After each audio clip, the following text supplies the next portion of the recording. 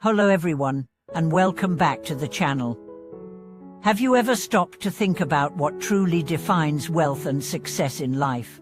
In today's fast-paced world, where material possessions and achievements often seem to be the ultimate measures of success, have you ever wondered if there's something deeper that can lead us to a more fulfilling and meaningful existence? In this video, we are going to explore a fascinating comparison between two powerful texts, the Sixth Patriarch Sutra, a cornerstone of Zen Buddhism, and the Great Learning, one of the central texts of Confucianism. These two texts, despite coming from completely different philosophical traditions, offer profound insights on what constitutes true wealth and how we can live a life of purpose and inner peace. If you've ever struggled to find balance in the pursuit of wealth, status and fulfillment, or if you've been searching for deeper wisdom on how to navigate life's challenges, this video is for you. Let's dive into these two ancient teachings and see how they can shed light on how to approach life in a way that brings lasting joy and wisdom. Before we get started, make sure to subscribe and hit the notification bell so you don't miss any of our future content. Let's begin this enlightening journey. The clash of two millennia-old teachings. When we look at the teachings of both the Sixth Patriarch Sutra and the Great Learning, we are presented with a fascinating collision of ideas. On the surface, these two texts may seem vastly different: Zen Buddhism, focused on meditation and enlightenment, and Confucianism, focused on morality and social harmony. But beneath the surface, both offer deeply insightful perspectives on the nature of true wealth, self-cultivation, and the path to a meaningful life. The Sixth Patriarch Sutra, Zen Buddhism and the Pursuit of Inner Wealth. The Sixth Patriarch Sutra, attributed to the Sixth Patriarch of Zen Buddhism, Huineng, is one of the most profound texts in the Buddhist tradition. At its core, this sutra teaches that true wealth is not found in material possessions, nor in external achievements. Instead, it is found within the wealth of wisdom, clarity, and peace of mind that comes from deep spiritual realization and inner liberation. One of the most famous teachings of Huineng is his emphasis on the direct transmission of mind. This means that true wisdom is not something that can be taught through words alone, but must be experienced directly through one's own practice. Huineng teaches that the nature of mind is inherently pure, and that by letting go of attachment, desire, and ego, we can uncover this innate clarity and wisdom. In this context, true wealth is not something you accumulate from the outside world, but rather something you uncover within yourself. It's a wealth that is not tied to material possessions or status, but to inner peace, freedom, and enlightenment. This message stands in stark contrast to the conventional understanding of wealth. In the modern world, wealth is often defined by how much money you have, the social status you attain, or the physical possessions you acquire. But according to Huineng, true wealth is a reflection of our inner state, our ability to be present, to be compassionate, and to transcend the attachments that cause suffering. The Great Learn in Confucianism and the Path to Moral Wealth. On the other hand, the Great Learning, a key text of Confucianism, teaches that wealth and success in life come from the cultivation of moral virtues. Unlike Zen Buddhism, which emphasizes the individual's inner experience, Confucianism places a strong emphasis on one's relationship with others and the role one plays in society. The Great Learning emphasizes the importance of self-cultivation, starting with one's inner thoughts and extending outward to one's actions in the world. It teaches that by nurturing virtues such as sincerity, respect, and humility, we create a harmonious environment that benefits not only ourselves but also those around us. The Confucian path to wealth is one that involves deepening our moral character and contributing to the well-being of society. For Confucius, wealth is not simply the accumulation of material goods, it is the ability to live a life that aligns with the highest moral standards. True wealth, according to the Great Learning, is about cultivating virtue, and creating a society where individuals support each other in their moral development. In this way, wealth is both a personal and communal endeavor, something that uplifts both the individual and the collective. This perspective on wealth is rooted in the idea that human flourishing is best achieved through ethical living and a commitment to social harmony.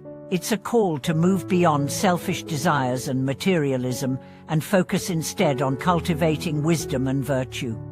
Finding common ground, true wealth, and the balance between the inner and outer worlds.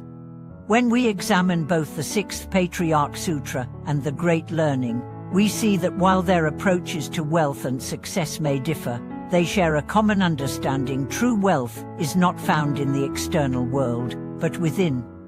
Whether through the inner wisdom of Zen Buddhism or the moral cultivation of Confucianism, both traditions emphasize that wealth is not simply about accumulation, but about personal growth, clarity, and contributing to the greater good. In the 6th Patriarch Sutra, wealth is understood as spiritual enlightenment and liberation from suffering. It is not about getting more or achieving external success, but about realizing the inherent purity of the mind and transcending the desires that led to attachment and pain. True wealth, in this sense, is a state of being, one that is at peace, free from the distractions and attachments of the material world. Similarly, the Great Learning teaches that wealth is a reflection of our moral integrity and the ways in which we contribute to the welfare of others. True wealth, according to Confucianism, is found in the cultivation of virtue and in the harmonious relationships we build with others. It is about using our moral character to create a life that is not only good for ourselves, but also for the world around us. Both teachings call us to cultivate wealth within ourselves, whether through spiritual practice or through moral and ethical development. Both emphasize that true wealth is not something that can be measured by material standards, but is instead a reflection of the peace, wisdom, and virtue that we cultivate through our actions and intentions. How to cultivate true wealth in your life. So, how can we apply these teachings to our own lives? How can we cultivate true wealth, as defined by both the 6th Patriarch Sutra and the Great Learning, in our modern world? Cultivate inner peace and clarity. Start by looking within. According to Zen teachings, the key to true wealth is to calm the mind and let go of attachment. Through practices such as meditation and mindfulness, you can begin to uncover the innate clarity and wisdom within you. By quieting the mind and releasing desires, you create space for deeper insight and inner peace. Develop virtue and moral character. The Great Learning teaches us that true wealth comes from cultivating virtue and moral character. Take time each day to reflect on your actions and intentions. Are they aligned with your highest values? Are you acting with sincerity, humility, and respect? By consistently practicing good moral conduct, you can create a life that is not only fulfilling but also beneficial to others. Focus on service to others. Both traditions emphasize the importance of serving others, whether through acts of kindness or by contributing to your community. True wealth is found in how we care for and uplift those around us. By living a life focused on the well-being of others, you create a sense of fulfillment and purpose that cannot be achieved through material success alone. Transcend materialism. While material success is not inherently bad, both Zen and Confucianism urge us to transcend materialism. True wealth is not about accumulating things, it's about cultivating inner peace, wisdom, and moral integrity. Practice gratitude for what you have, and focus on the internal rather than the external. And true wealth lies within. In conclusion, both the 6th Patriarch Sutra and the Great Learning offer profound insights into what it means to live a wealthy and successful life.